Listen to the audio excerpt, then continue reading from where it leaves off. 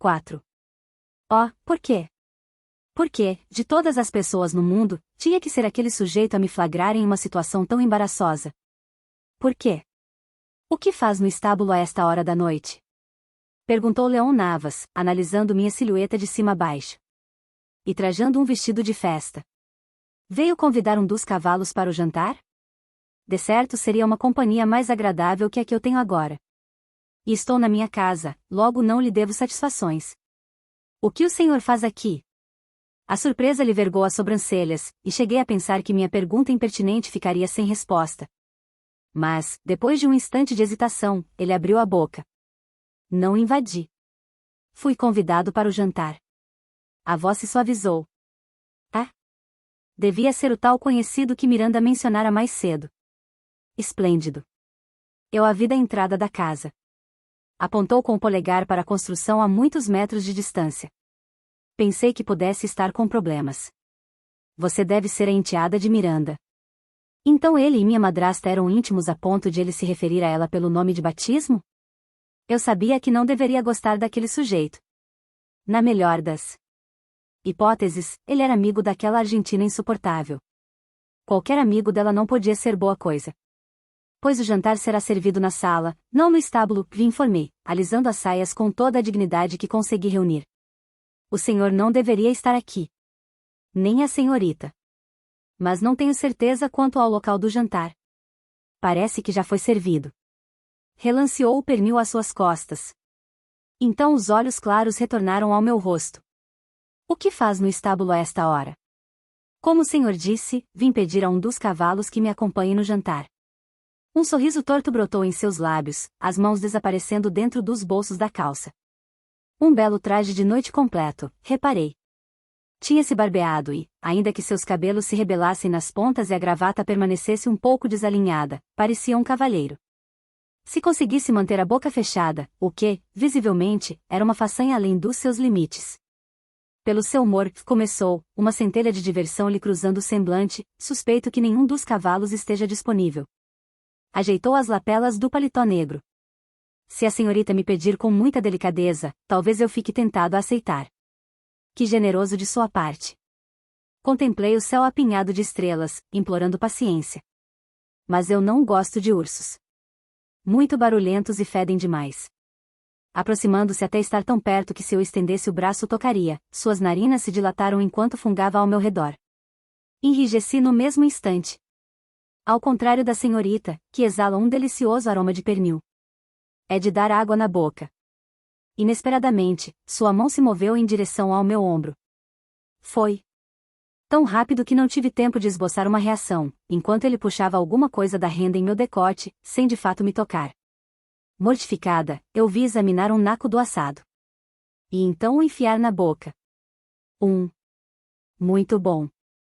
Realmente delicioso. Lambeu os dedos, apanhando os últimos resquícios do assado. A apresentação do prato é inusitada, mas me agradou bastante. Servir o jantar no corpo de uma bela jovem, ainda que ela seja extremamente irritante, foi uma ideia magnífica. Agora estou ansioso pela sobremesa. Espero que sejam morangos com creme. E me deu um sorriso que não podia ser interpretado de outra maneira além de malicioso. Nada combina tanto com a pele de uma mulher. Engasgada de espanto e quente de indignação, me perguntei como ele ousava. Como se atrevia a sugerir que eu seria usada como bandeja? E como sabia quais sabores combinavam com a pele de uma dama? Ele não podia ter experimentado tal sobremesa eu nem conhecia uma palavra para aquela situação. É isso que acontece quando se fica na presença de um sujeito de cujo dicionário as palavras cavalheirismo e gentileza foram riscadas. Se é que um dia elas chegaram a existir em seu vocabulário. O latido de Manteiga me despertou, lembrando-me de que eu tinha um problema mais urgente que as provocações do capitão Navas. O caso é que Leon também ouviu, finalmente avistando Manteiga dentro do cercado. Ah!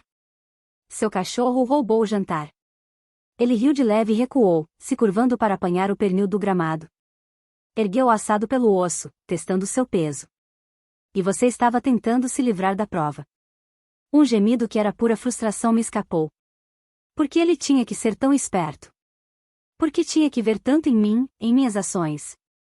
Manteiga passou tempo demais nas ruas, e alguns hábitos custam a Morrer, esclareci, preocupada, deixando de lado a animosidade. Por favor, Capitão Navas, não conte a Miranda que nos viu aqui. Ela já odeia o cachorro. Vai me obrigar a abandoná-lo. Eu não posso fazer isso. Ele é meu amigo. Minha família. Seu rosto parcialmente perdido nas sombras não externou reação alguma. Ele era muito bom nisso, ocultar o que estava sentindo ou pensando.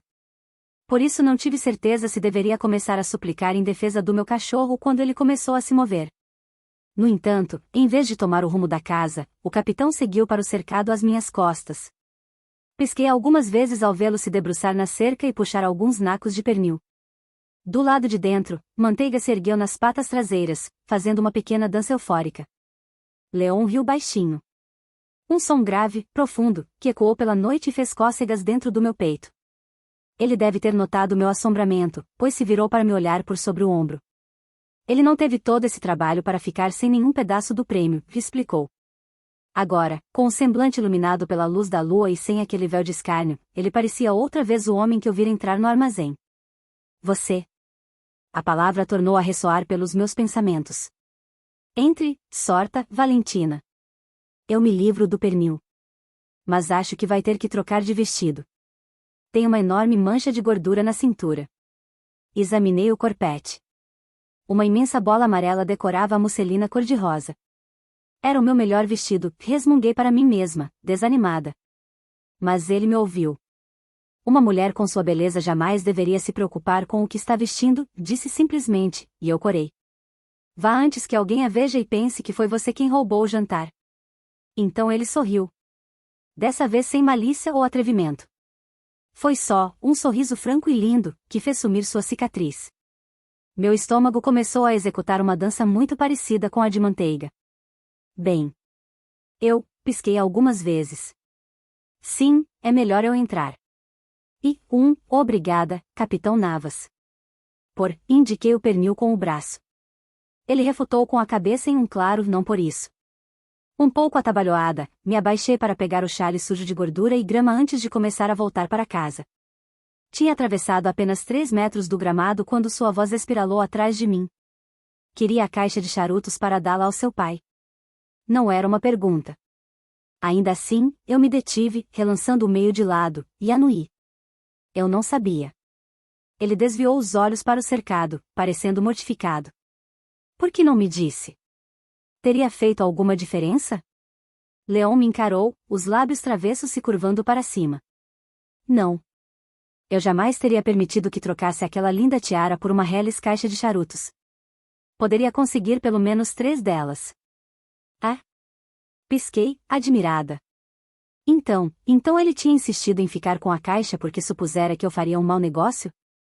Eu não sabia. Por que não me disse? Teria feito alguma diferença? Devolveu, impertinente. Não.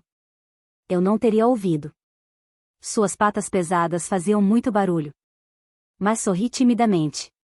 Ele retribuiu, nem um pouco tímido, com mais um daqueles sorrisos cheios de ruguinhas ao redor dos olhos, provocando uma agitação violenta dentro de mim. A temperatura começou a se elevar, e eu comecei a desconfiar de que, de alguma maneira, Leon tivesse relação com o fenômeno climático, por isso achei melhor entrar. Retomei o passo, só não tão firme quanto desejava, pois senti seus olhos me acompanhando durante todo o trajeto. No topo da escada, parei para alisar a frente do meu segundo melhor vestido e puxar um fiapo solto na saia volumosa branca, onde o bordado azul marinho começava, se fechando mais à medida que alcançava a barra. Ajustei o corpete, me livrando de uma ruga na alça que me caía no ombro. Era fresco demais para aquela noite, mas ao menos eu estava apresentável e cheirava a jasmim, não a pernil. Conferi se meus cachos estavam todos no lugar, se os brincos de brilhantes que ganhará de mamãe estavam bem atarrachados, e subi as luvas pelos cotovelos antes de descer para o térreo. Uma dezena de convidados se perdia entre arranjos de rosas vermelhas e o dourado da mobília e das paredes, mas logo avistei minha prima falando com Nájila perto de uma das janelas. Eu tinha a intenção de me juntar a elas, no entanto meu pai me chamou da entrada. Estava de braço dado com a esposa, ela reluzente naquele vestido cor de rubi, o decote profundo prometendo o vislumbre de um mamilo. O cavalheiro que falava com ela parecia esperançoso, mas, se ela percebeu, preferiu ignorá-lo, dedicando sua atenção a mim. Minha madrasta me examinou de cima a baixo e não pareceu gostar do que viu.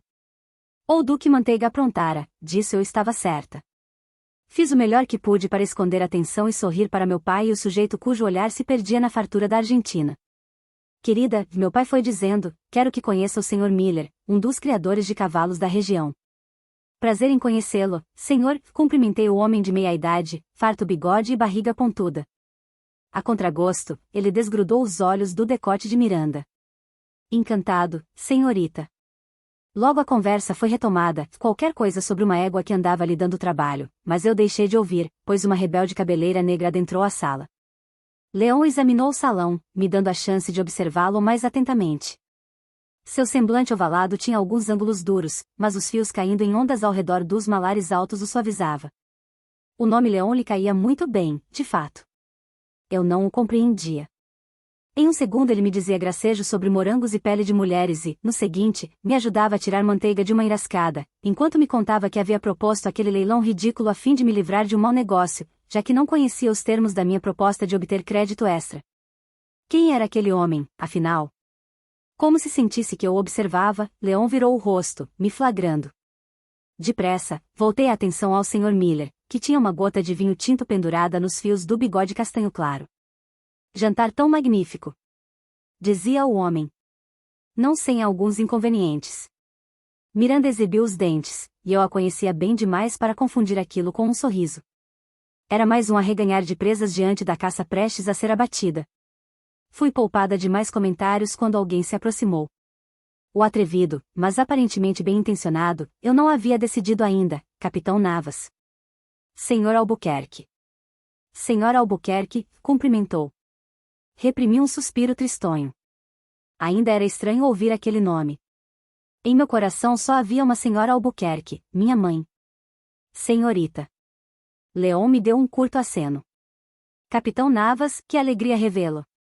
Arrulhou Miranda, pousando a mão no braço do meu pai.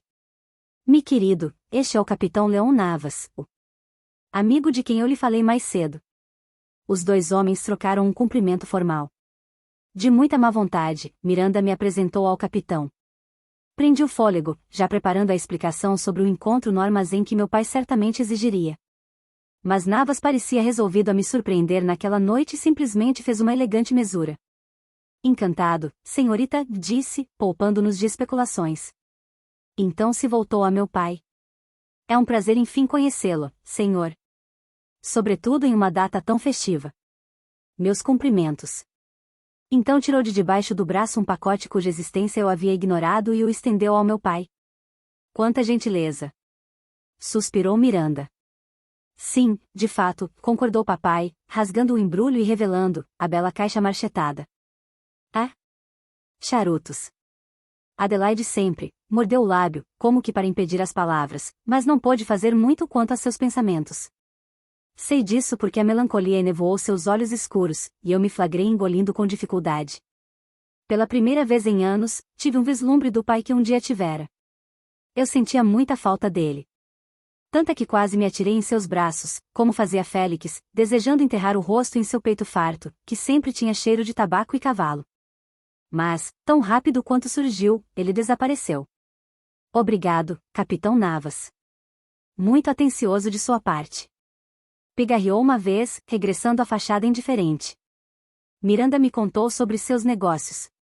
Uma frota mercante, não é? A maneira como meu pai deixou mamãe de lado me magoou, mas não me surpreendeu. Era dessa forma que ele agia desde muito antes de ela partir. Suspeitei que Leon percebeu alguma coisa, já que me lançou um olhar furtivo enquanto respondia ao aniversariante. Na verdade, a frota é da minha família. Eu comando apenas o La Galatia. A Navas Mercantil sempre atuou em El Puerto de Santa Maria, na província de Cádiz. Mais tarde no restante da Europa. Vim para as Américas com o objetivo de expandir os negócios, sobretudo aqui, na América do Sul. Parece muito promissor. Incapaz de esconder meus sentimentos, achei prudente me afastar. Fiz uma mesura rápida, me desculpando, e fui encontrar minhas amigas perto da vidraça. Quem é ele? Sussurrou Suelen, ficando na ponta dos pés para observar Leon, do outro lado da sala. É amigo de Miranda, comandante de um navio mercante. O nome dele é Leon Navas. Aquele é o seu pirata? Minha prima guinchou, meio rindo, meio arfando. revirei os olhos. Ele não é meu, muito menos pirata, Suelen. Pedro é amigo dele, contou Nájila, girando a taça de vinho entre os dedos. Fazem negócios desde a primeira vez que o capitão Navas aportou na cidade, alguns anos atrás. Ele vende o tabaco dos Torres e fica com uma porcentagem dos lucros. Ele é tão direto que às vezes me dá arrepios. A mim também, Suelen suspirou, tocando a bochecha no mesmo tom escarlate das rosas atrás dela. Então se virou para mim. E você, Tina, o que sente quando olha para ele? Irritação. E um estranho revólver no estômago, mas julguei que não era necessário mencionar. Meus olhos vagaram na direção dele por vontade própria. Como antes, Leon me flagrou, cravando as íris diáfanas em mim, como se soubesse que eu observava. Como se estivesse atento a cada movimento meu. Uma centelha indisfarçável de diversão lhe retorceu as sobrancelhas, e eu me perguntei se não tinha apertado um pouco demais o espartilho, pois respirar se tornou difícil. Um ombro bloqueou minha visão. Pisquei, erguendo o rosto. Senhorita Valentina, cumprimentou o jovem senhor Nogueira. Perdoei-me a insolência, mas a senhorita está radiante esta noite. Senhor Nogueira. Não o tinha visto ainda. Eu não perderia este jantar por nada, disse, risonho. Senhorita Suelen. Senhora Torres. Nájila apenas lhe devolveu a mesura. Já Suelen, que bom que veio, senhor Nogueira. Valentina estava agora mesmo lamentando a sua ausência. É mesmo? Perguntou, parecendo satisfeito, ao mesmo tempo em que eu a fuzilava. Ah, sim, que ela respondeu, me ignorando. Estava agora em me dizendo que o jantar não seria o mesmo sem o senhor. Ela adora conversar com o senhor. Que dama não teria prazer em sua companhia? Pare com isso, fiz com os lábios. Minha prima apenas sorriu ainda mais. Bem, o senhor Nogueira tocou a gravata, as bochechas levemente ruborizadas. Fico feliz em saber que sou bem-vindo e que poderei lhe proporcionar algum prazer, sorta, Valentina. Apenas preciso falar com Pedro antes. Seu marido está aqui, senhora Torres? Está conversando com o seu pai. Nájila indicou com a taça meio vazia o canto próximo à entrada, onde estava o rapaz de cabelos claros presos à nuca por uma fita negra, que lhe roubara o coração na primavera anterior. Preciso lhe agradecer o favor que me fez na semana passada. Ele se virou para mim. Pedro indicou um excelente advogado para lidar com uma questão bastante penosa a respeito de algumas terras. Não levará mais que 5 minutos, sorta, Valentina. Depois de uma curta reverência, ele se afastou, parecendo bastante consciente de que metade dos olhares femininos o acompanhava, inclusive o da minha prima. Você prometeu que não faria isso, Suelen, resmunguei, irritada. Eu não fiz nada. Ela alisou a frente do vestido, os olhos muito abertos. Como tudo que eu fiz foi continuar olhando para ela, acabou deixando escapar um suspiro. Está bem. Posso ter interferido um pouquinho. Mas, Tina, não posso deixar que você lide com sua vida amorosa sozinha. Você é um desastre. E ele parece estar encantado por você. Ele é apenas um vizinho muito amável. Quando ela ia entender? Talvez seja o que você gostaria que fosse verdade, disse Nájila, observando Inácio abordar seu marido e a troca amistosa que se seguiu. Sinto muito, Valentina, mas concordo com Suelen. O rapaz parece interessado. E você realmente é um desastre no que diz respeito ao flerte. Ele seria um excelente marido, completou minha prima, pegando meu braço. Além do arranjo perfeito para você. O senhor Nogueira é seu vizinho. Poderia continuar perto do seu pai sem ter que conviver com Miranda. Soltei um suspiro exasperado. Eu garanto que o senhor Nogueira não pensa em mim desse jeito, Suelen. E quando foi que você achou que algum rapaz, qualquer um, tivesse pensado em você desse jeito? Rebateu. Às vezes você é tão inocente, Tina. Isso vindo de você é bastante irônico, Suelen, Nájila acabou rindo. Aquele senhor Flores só está atrás do seu dote, que não é nem um pouco modesto. Eu já compreendi isso. Graças aos céus, parece que ele não virá esta noite. Inspirou, aliviada. Só que não estou vivendo com um pesadelo. Chamado Miranda, Nájila. Então enrugou o nariz delicado. Bem, teoricamente estou. Mas posso partir quando quiser. Valentina não tem essa chance a menos que se case. E o senhor Nogueira tem uma boa fortuna e mora a uma distância conveniente. Nájila, aquela traidora, assentiu. Abri a boca para dizer que aquilo era um absurdo, mas tornei a fechá-la quando alguém saiu de trás do arranjo de rosas vermelhas. Senhor Romanov! Exclamei. Dmitri também pareceu genuinamente contente ao me ver. Depois da troca de cumprimentos, admirou minhas amigas e a mim com um sorriso torto. Quanta sorte encontrar tão belas damas reunidas. Não sei qual floresceu mais desde a última vez que as vi. Talvez você, sorta, Suelen. Pegou a mão dela e resvalou os lábios no dorso. Não é mais a menina de quem eu me lembrava. Ela piscou as pestanas para ele. Espero que isso não seja motivo para desapontamento, senhor. Ao contrário. É um prazer admirar a bela mulher que a senhorita se tornou. Minha prima deixou escapar uma risadinha, ao passo que eu gemi. Dmitri não tinha jeito. Após minhas amigas fazerem as perguntas de praxe sobre sua saúde, sua visita à região e seus planos de estadia, dei início às minhas próprias dúvidas. No entanto, o Sr. Romanov não era um bom informante, e, no fim das contas, pouco falou sobre os amigos de quem eu sentia tanta falta. O jantar logo foi anunciado. Dmitri fez menção de me estender o braço ao mesmo tempo em que o Sr. Nogueira começou a atravessar a sala, vindo em minha direção. Perto do sofá, recostado à parede, o capitão Navas me observava com um esgar de canto de boca. Depressa, enrosquei o braço no de minha prima e segui Miranda e meu pai até a sala de jantar. Minha madrasta fazia questão de que a mesa fosse posta à inglesa, provavelmente porque sabia que mamãe gostava de cultivar sua origem, preferindo a disposição à francesa, de modo que me coube a cadeira ao centro. Enquanto Suelen e eu contornávamos a mesa, minha prima sussurrou em meu ouvido: talvez o segredo para atrair um pretendente seja não desejar um. Você é o interesse de dois belos cavalheiros. Apontou o queixo para Dmitri e depois para Inácio, que se acotovelavam pelo assento ao lado do meu, já que o Sr. Miller se acomodou à direita. Escolha um. Eu ficarei com o outro. Suelen, censurei, fazendo-a rir. Sem poder escapar da situação, me aproximei do meu lugar, implorando em silêncio que os dois parassem de se comportar feito meninos de 7 anos. Sobretudo porque as pessoas começaram a notar a comoção. Em especial Leon, quase na ponta da mesa, que parecia se divertir muito com a cena. Meu rosto ficou um pouco mais quente quando nossos olhares se encontraram, uma interrogação lhe enrugando o senho. Mirei o arranjo de rosas vermelhas no centro da mesa, com alguns talos dilacerados, como se as rosas nas pontas tivessem sido comidas. Graças aos céus a discussão ao meu lado finalmente se encerrou, e um par de mãos espalmou o encosto da minha cadeira, arrastando-a, virei-me para saber qual dos cavalheiros havia cedido e encontrei, Capitão Navas? Perguntei, confusa. Parece que o destino nos reuniu novamente. Fez um meneio educado. Confusa, vislumbrei Dmitri de braço dado com Suelen, contornando a mesa, parecendo satisfeito com um novo arranjo.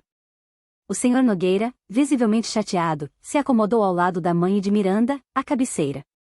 Bem, comecei, um tanto irritada com sua interferência, mas... acabei me sentando. Se por destino o senhor se referir a impor sua vontade. Ele inclinou a cabeça de leve enquanto se abaixava na cadeira, me olhando outra vez como se eu fosse algo realmente singular. Parece-me, senhorita, que há um mal-entendido. Quando olhou para mim ainda agora, os dois cavalheiros e eu compreendemos que se tratava de um convite. Eu nunca lhe fiz convite algum, capitão. Não ainda. Enfatizou, com um subir e descer de sobrancelhas, enquanto abria o guardanapo e o enfiava no colarinho da camisa. Fitei o lustre dourado com suas dúzias de velas e soltei um suspiro agastado. Eu realmente deveria ter ficado no quarto.